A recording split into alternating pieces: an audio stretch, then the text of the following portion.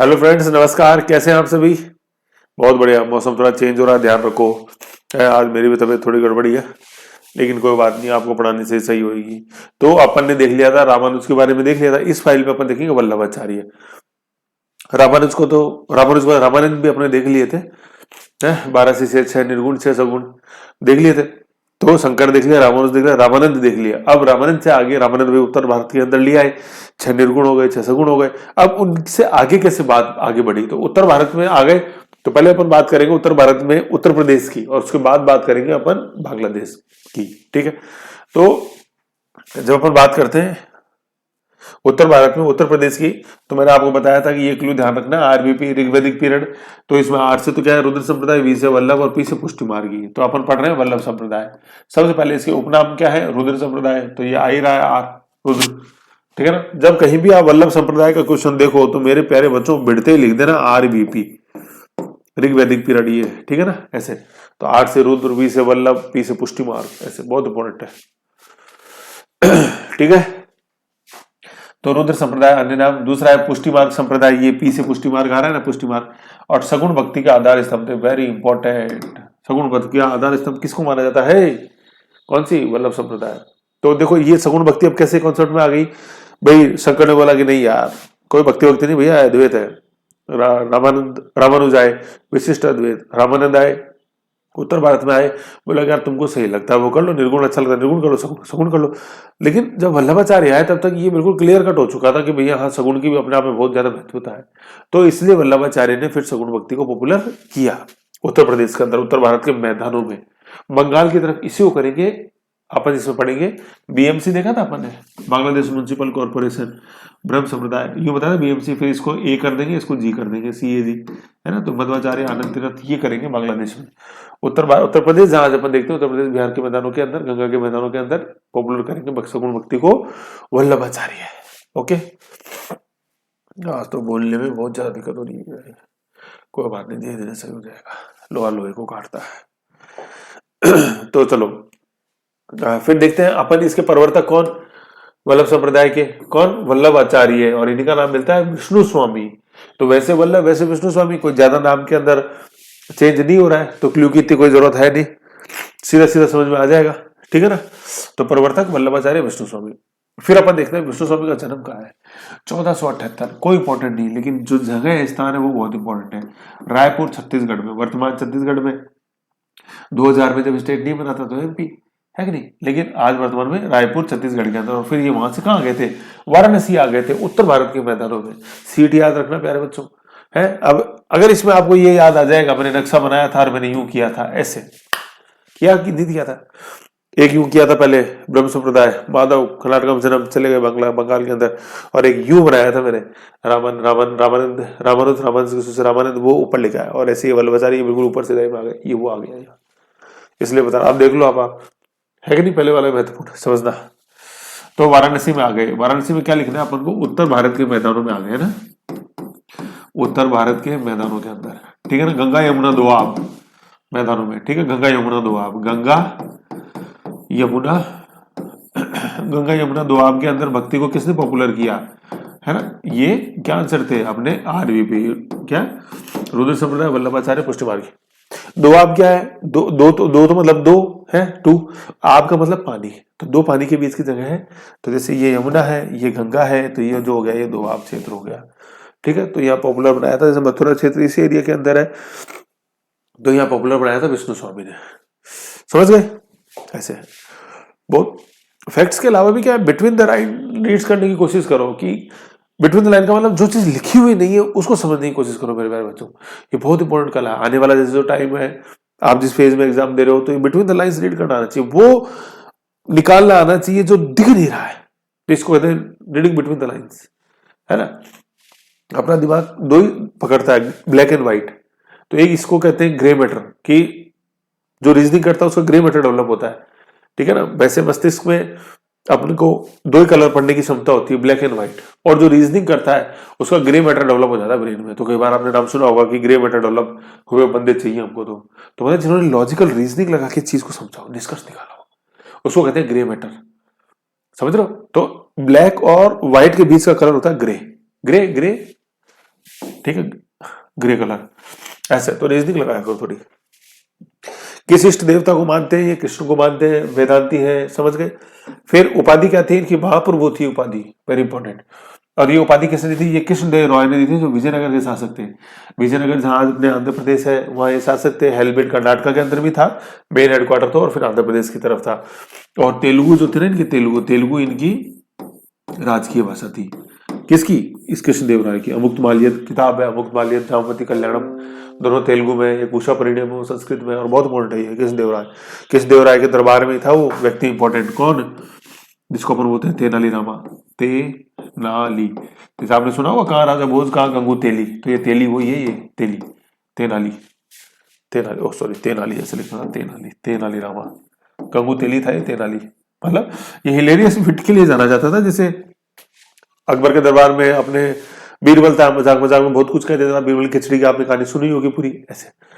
ऐसे ये हिलेरियस विट के लिए जाना जाता था, हंसोड़ा, लेकिन हंसी हंसी में बहुत गहरी बात कह दी। तो ये तेनाली रामा है ना, कहा राजा भोज कहा गंगू तेली। तो वो राजा भोज तो भोज परमार हुआ है अपने धार का, अधधरा निराधरा निराधरा स्वावलंबा, है ना। कहते कि इससे ज्ञानी शासक ही नहीं हुआ भारत की धरती पे, है कि नहीं। मालवा का धार का शासक भोज परमार, कहते हैं इनकी मृत्यु पे सरस्वती ने भी आंसू बहाए थे, भोज परमार, है ना। सरस्वती सम्मान देते हैं आज अपन, तो उसमें वो भोज परमार का स्टेचू मिलता है। भोज यूनिवर्सिटी है मालवा के अंदर, भोज यूनिवर्सिटी, समझ गए। तो ये कृष्णदेव के राय के दरबार के अंदर तेनालीरामा थे, लेकिन ये दरबारी कवि नहीं थे। कृष्णदेव राय के दरबार में ना अष्ट दिग्गज थे, 8 प्रमुख व्यक्ति। जैसे अकबर के दरबार में नवरत्न हुए, ऐसे अष्ट दिग्गज थे। उनमें एक जैसे पेडान थे, तेनालीरामा थे, और ये वल्लभाचार्य उनके दरबार में नहीं थे। अष्ट कवियों के अंदर नाम नहीं आता है कृष्णदेव राय, लेकिन महाप्रभु की उपाधि कृष्णदेव राय ने दी थी। बहुत इंपॉर्टेंट क्वेश्चन है, वल्लभाचार्य, ठीक है।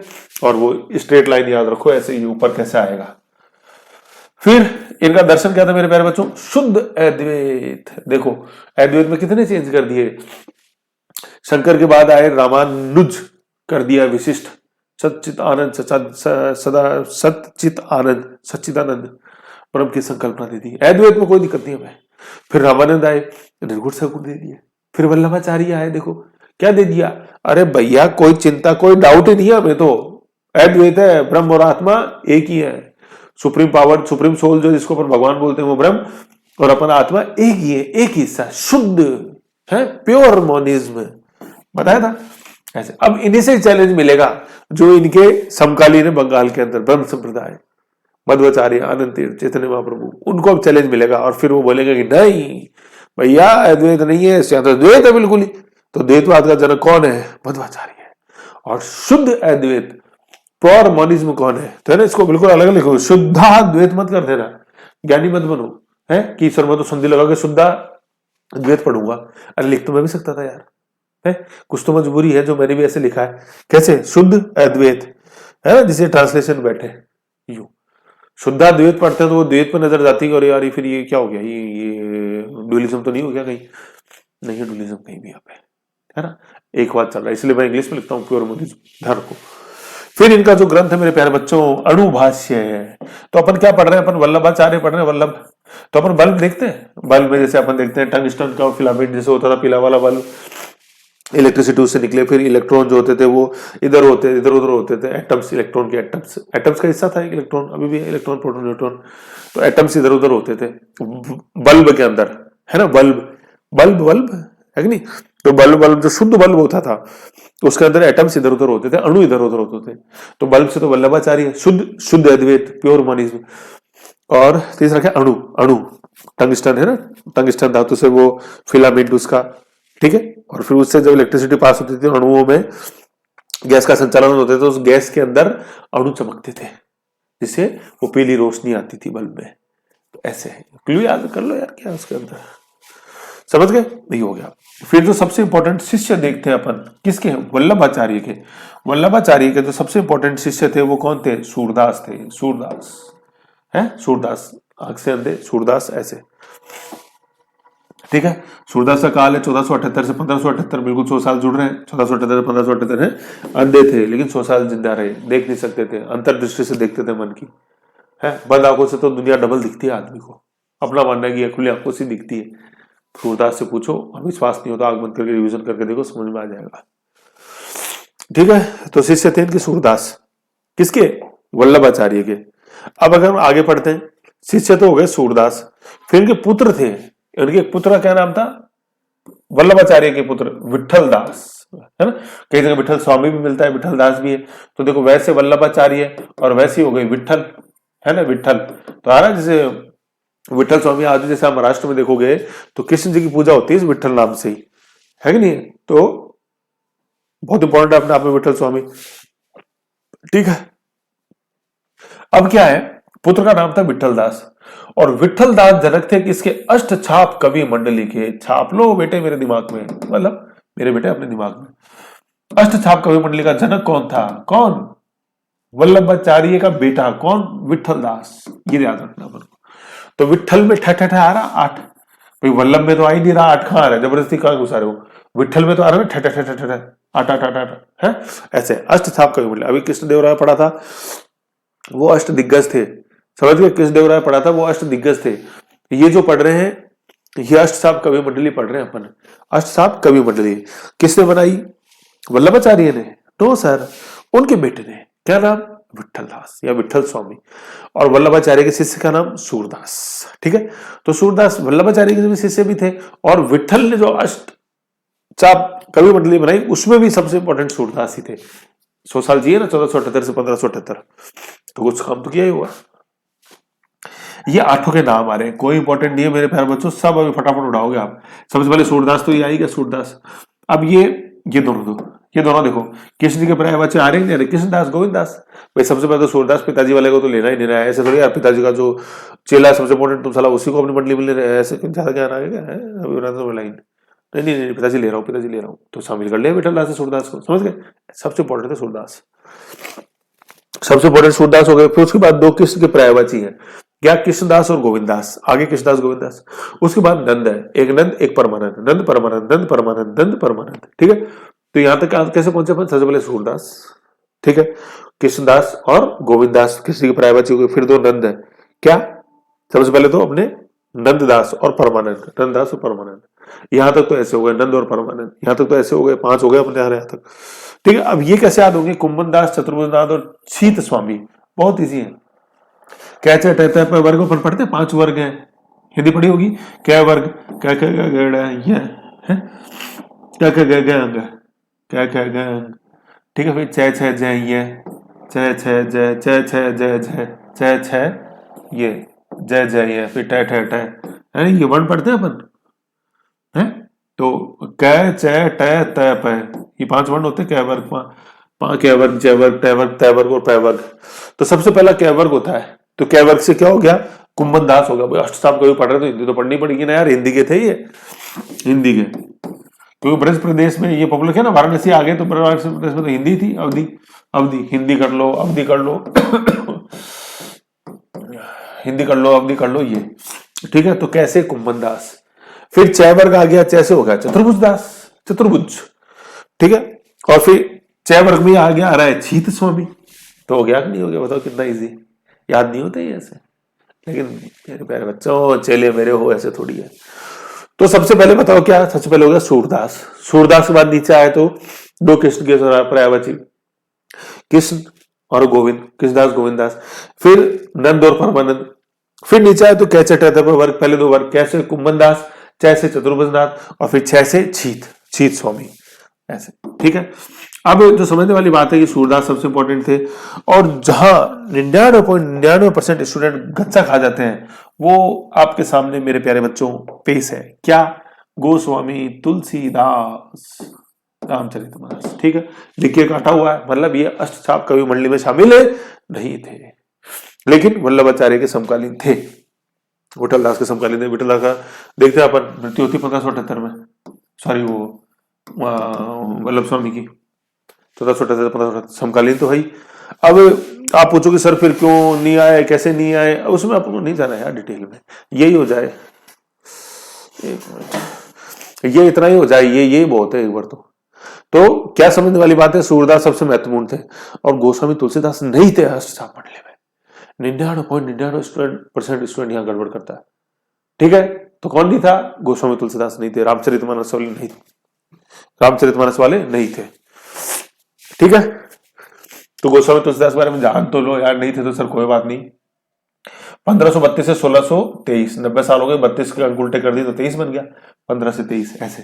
तो वल्लभाचार्य के तो 100 साल से याद कर लो, 1478, 1578, और ये याद कर लो 32 से 23 हो गए, अंक पलट गए। जन्म स्थान वाराणसी था, देख लो बिल्कुल समकालीन, बिल्कुल चले आ रहे हैं। वल्लभाचार्य भी वाराणसी, रायपुर छत्तीसगढ़ से है, महाप्रभु के उपाध्याय कृष्णदेव राय ने वाराणसी में आगे वल्लभाचार्य, लेकिन समकालीन है। लेकिन अब कुछ भी हो सकता है, नहीं बनी नहीं बनती, उसमें क्या हो गया? फिर किस संप्रदाय के थे गोस्वामी तुलसीदास? रामानंदी वैष्णव संत। तो रामानंदी तो थे, भाई भक्ति धनुडेव जी लाया रामानंद, उत्तर भारत में तो भक्ति का कॉन्सेप्ट कौन लाया? रामानंद लाया, ऊपर से नीचे से।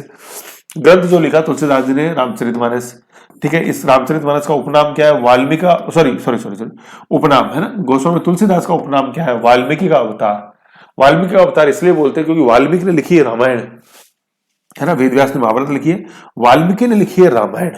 और ये जो रामायण है ना, इस रामायण का पूरा उल्लेख है रामचरितमानस के अंदर। रामायण का पूरा उल्लेख है रामचरितमानस के अंदर। ठीक है, तो इसका मतलब ये रामायण है, क्या है? रामायण। इसका पूरा का पूरा उल्लेख है किसमें? रामचरित्र मानस में, है कि नहीं है? तो सीधी सी बात है, ये पहले लिखी गई थी, तो ये वाल्मीकि ने लिखी है। ठीक है, ये अपने गोस्वामी तुलसीदास ने लिखी है, जीटी।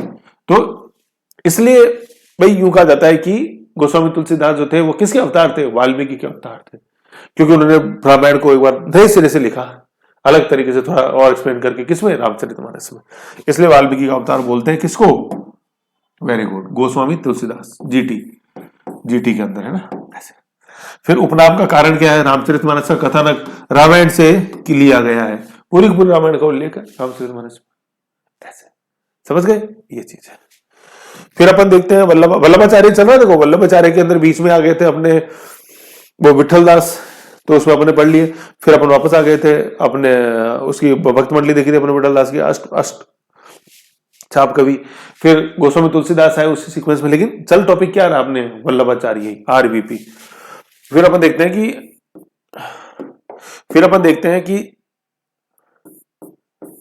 हैं कि आरबीपी मतलब वल्लभाचार्य को जागीर दी थी किसकी? जेतपुरा और गोकुल की। किसने? अकबर ने, है ना, अष्टछाप कवि मंडली को, मतलब जागीर दी, वल्लभाचार्य को दी। और फिर ये मेन तो ये जागीर किनके लिए बनी थी? अष्टछाप कवि मंडली का, जिसका गठन किसने किया था?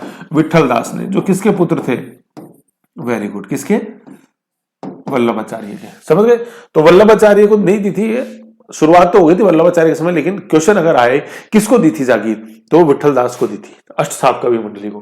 क्या? जेतपुरा और गोकुल की, मथुरा में गोकुल धाम जो है, गोकुल प्रदेश गोकुल धाम। ठीक है, अकबर द्वारा अष्टछाप कवि मंडली को।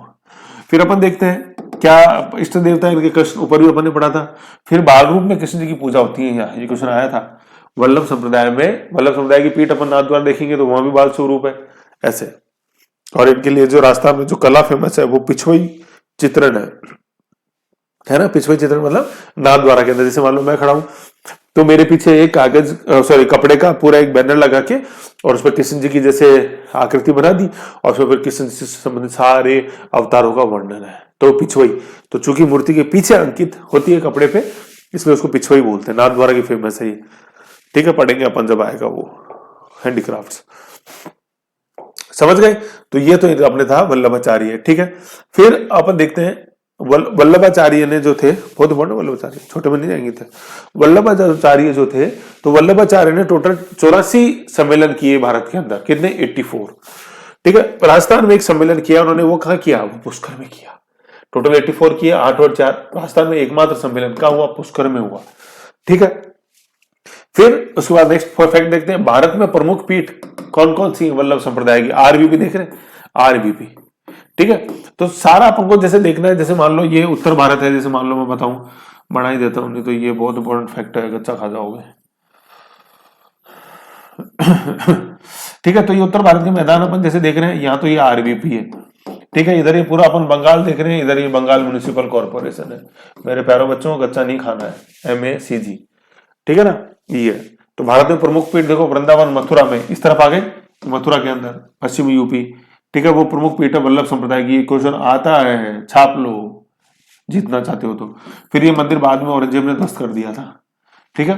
फिर क्या था, औरंगजेब के समय 1669 ये क्वेश्चन आता है, 1669 में दामोदर और गोविंद नाम के दो व्यक्ति हुए हैं, वो यहाँ से मूर्तियां उठा के भागे, बचा के, भाई औरंगजेब ने तो ध्वस्त कर दिया मंदिर, यहाँ से मूर्तियां उठा के भागे, बचा के भागे और मारवाड़ गए, और मारवाड़ में फिर हवेलियों में छुपते रहे कि ये इस हवेली में शरण ले लो, इस हवेली में शरण ले लो। जैसे आप देखते हैं मारवाड़ में पटनों की हवेली, कुमारचंद पटवा, ऐसे हवेलियां, तो वहीं पे फिर उनकी जो भक्त आरती होती थी, तो ऐसे हवेली संगीत प्रचलन में आ गया है। मंदिर में तो रख नहीं सकते थे क्योंकि टारगेट कर रखा था औरंगजेब ने, तो ऐसे हवेली संगीत आया हवेलियों के अंदर। जैसे मान लो आज इधर मेरे घर आए, मैंने शरण दे दी, तो इसका अभी आरती तो करेंगे ना, तो फिर हवेलियों के अंदर शरण मिलने लगी, तो इसको फिर हवेली संगीत आ गया। तो पूछा जाता है हवेली संगीत का संबंध किससे है, वल्लभ संप्रदाय से है, ठीक है। और फिर फाइनली ये जो है कौन, दामोदर और गोविंद, डीजी दामोदर और गोविंद, ये मेवाड़ में आके सेटल होते हैं। मारवाड़ के शासक जो थे कंपेरेटिवली औरंगजेब से डर गए थे, और फिर स्वतंत्र आंदोलन चालू कर दिया था दुर्गादास राठौड़ ने, अजीत सिंह, ठीक है। फिर ये मेवाड़ आगे कौन, डीजी दामोदर और गोविंद, और फिर वहां मेवाड़ के शासक राज सिंह ने इनको नाथद्वारा के अंदर शरण दी कि तुम यहाँ के आराम से मंदिर बना देता हूँ, इसके अंदर रहो, ठीक है। तो क्वेश्चन आता है नाथद्वारा का मंदिर किसने बनाया, राज सिंह ने।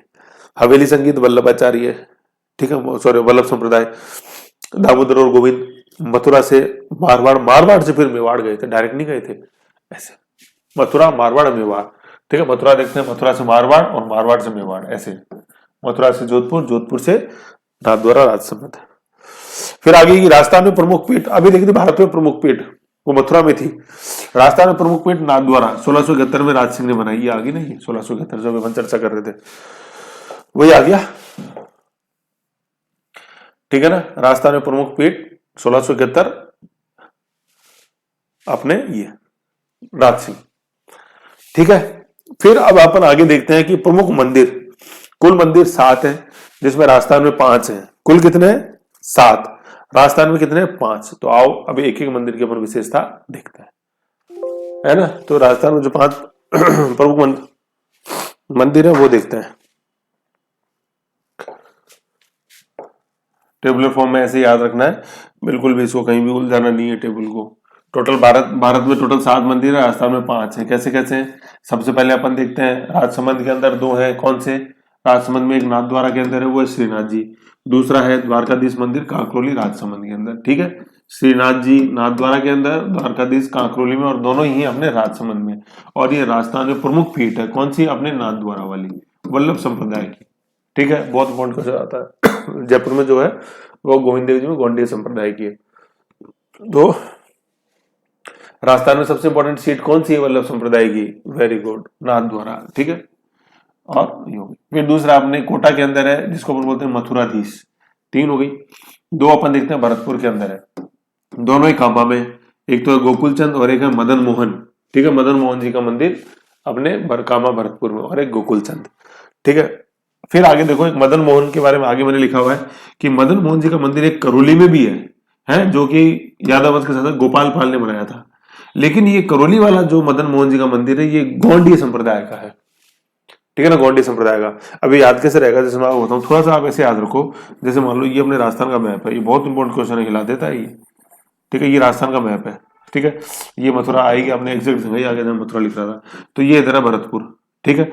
और ये हो गया अपने इधर ये नाथद्वारा, ठीक है, नाथद्वारा ठीक है। तो ये मथुरा वाली वल्लभ संप्रदाय ये तो है नाथद्वारा में, ये इधर। और ये यहाँ जो अपन देख रहे हैं जयपुर में, ये इधर, ये गौंडी है इधर, बंगाल वाली, ये बंगाल वाली। तो ऐसे मैप में याद रख लो ऐसे, ठीक है। बंगाल वाली सीधी सीधी जयपुर में, बंगाल के। अब बंगाल वाली क्यों बनी गौंडी में, आपको ये बता दो, वैज्ञानिक रीजन है इसके पीछे, क्योंकि मानसिंह ने काफी साल एक मुगल सूबेदार के रूप में काम किया बंगाल के अंदर और उस मनसबदारी में 3 अपने बेटे खो दिए उन्होंने, है कि नहीं है। तो इसलिए वो बंगाल से प्रभावित थे। बंगाल का अभियान मानसिंह का जाना जाता है, मिर्जा राजा मानसिंह हल्दी घाटी वाले, ठीक है। तो इसलिए बंगाल का प्रभाव उनके ऊपर रहा। और फिर अपन देखते हैं भाई, वो तो शिलादेव की मूर्ति लाई जसोर से, ठीक है। और फिर बाद में जैसे मंदिर बना गोविंद देव जी का, सवाई जयसिंह ने बनाया जैसे, ठीक है। मानसिंह सवाई जयसिंह ने, मिर्जा राजा मानसिंह ने तो शिलादेव का मंदिर बंगाल से लाए, फिर सवाई जयसिंह ने गोविंद देव जी का मंदिर बनाया, ठीक है। उसमें जो मूर्ति है वो किस संप्रदाय से, वो गौंडीय संप्रदाय से। अभी देखेंगे अपन। हालांकि गौंडीय संप्रदाय का एक मंदिर वृंदावन में भी है, वहां से मूर्ति लाई गई गोविंद देव जी में। लेकिन बात अभी ये समझ रहे हैं अपन कि जयपुर के अंदर जो गोविंद देव जी हैं वो तो हो गए गोंडी है, और इधर नाथद्वारा के अंदर जो अपन देखते हैं किस संप्रदाय, वो किसका है, वो वल्लभ संप्रदाय का है। इतनी समझने वाली बात है। हवेली संगीत अभी सारा इधर देखा ही था, नाथद्वारा पिछुई ऐसे। तो श्रीनाथ जी का मंदिर गोकुल, नहीं सॉरी, यहाँ चल रहे थे अपन मदन मोहन मालवीय समझे। तो मदन मोहन मालवीय नहीं, मदन मोहन स्वामी का मंदिर एक तो कामा भरतपुर में है जो कि वल्लभ संप्रदाय का है, ठीक है ना, ये भरतपुर है ना। अब देखो भरतपुर वाला भी कैसे याद रखना है आपने को। अभी तो जयपुर मैंने बताया था, ये जैसे ऊपर है भरतपुर, तो दोनों पास पास इधर। भाई जयपुर तो दूर है, तो वो तो मानसिंह बंगाल हो जाएगा, ये भरतपुर इधर हो जाएगा वल्लभ संप्रदाय, ठीक है। और इधर अपन जैसे देखते हैं करौली यहाँ है, तो करौली नीचे वापस ही बंगाल से ऐसे। तो भाई भरतपुर ऊपर है तो ऊपर आ गया अपने मथुरा, और करौली नीचे तो करौली उधर हो गया, गोंडी बंगाल से मिलता हुआ। और पाल शासक बंगाल में भी मिलते हैं, है कि नहीं, पाल सेन ऐसे, लक्ष्मण सेन, गोपाल पाल वहां भी हुआ। लक्ष्मण सेन जो जयदेव गीत गोविंद जिसने लिखी, लक्ष्मण सेन के दरबार में था, तो पाल शासक बंगाल में भी। तो गोपाल पाल करौली का शासक, ठीक है। तो कुछ पाल शासकों की याद तो दिला ही रहा है ना। वो बात दूसरी है कि वो बंगाल वाले पाल नहीं थे, क्योंकि ये यादव थे, गोवंश को पालते थे, इसलिए उन्होंने सिंह नहीं लगाया, सिंह गाय को खा जाता है, तो इन्हीं गाय को जो कि पालते थे करौली के शासक यादव वंशी, इसलिए उन्होंने पाल लगाया, है ना। लेकिन बंगाल की तो याद आ रही है ना, तो ऐसे करौली में अपन याद रख सकते हैं कि मदन मोहन जी का मंदिर जो करौली में है वो गोंडी संप्रदाय का है, जो भरतपुर में है मदन मोहन जी का मंदिर कामा भरतपुर में वो वल्लभ संप्रदाय का है। ऐसे बहुत इंपॉर्टेंट क्वेश्चन है, ठीक है। ये अपन को ये याद रखना है। फिर अपन जैसे देखते हैं 2 मंदिर और, ठीक है ना भाई। राजस्थान के तो हो गए 5, ठीक है, ये 5 हो गए राजस्थान के। फिर अपन जैसे 7 है ना इंडिया में, फिर एक श्रीनाथ जी और गोकुलनाथ है, अपने गोकुल मथुरा के अंदर है, ठीक है। श्रीनाथ जी गोकुल मथुरा, और ये गोकुल वही जागीर दी थी जयपुर और गोकुल की, अच्छा मंडली को अकबर ने, ठीक है। और फिर एक बालकृष्ण मंदिर देखते हैं अपन सूरत गुजरात के अंदर। तो ये टोटल 7 मंदिर है वल्लभ संप्रदाय के भारत में, जिनमें से 5 तो है राजस्थान में, 2 है अन्य जगह, एक मथुरा में, एक सूरत गुजरात में। राजस्थान में जो 2 है 5 है, उनमें 2 तो राजसमंद में है, हो गए, कौन सा, नाथद्वारा और कांकरोली, ठीक है। 2 जो है अपने भरतपुर के अंदर है, भरतपुर में कौन, मदन मोहन मंदिर देखा तो मदन मोहन मंदिर, और एक गोकुल चंद। 2 भरतपुर में, 2 और 2 4। एक अपने कोटा के अंदर है द्वारकाधीश नाम से, ये कोटा, मथुराधीश नाम से। कोटा कहाँ गया, ये रहा कोटा, मथुराधीश ऐसे। तो ये टेबल बड़ी इंपॉर्टेंट है बच्चों, रिवीजन करना। देखो इसका मैं तो दे ही सकता हूँ, समझा सकता हूँ, मैं इससे ज्यादा क्या करूँ, रिवीजन करो, आते हैं क्वेश्चन। अब देखो इनके जो मंदिर आते हैं ना, उसमें कुछ कंफ्यूजन इधर उधर देखने को मिलता है, तो उस कंफ्यूजन पे मैंने चोट करी। देखो कंफ्यूजन, श्रीनाथ देखते हैं, श्रीनाथ मंदिर तो एक तो राजस्थान के अंदर है श्रीनाथ जी का मंदिर, नाथद्वारा राजस्थान के अंदर प्रमुख पीठ। एक उत्तर प्रदेश मथुरा में देखते हैं, वो प्रमुख पीठ भारत के अंदर। फिर 2 धीस आते हैं, धीस राजस्थान के, केवल राजस्थान में आते हैं धीस, कांकरोली व कोटा में।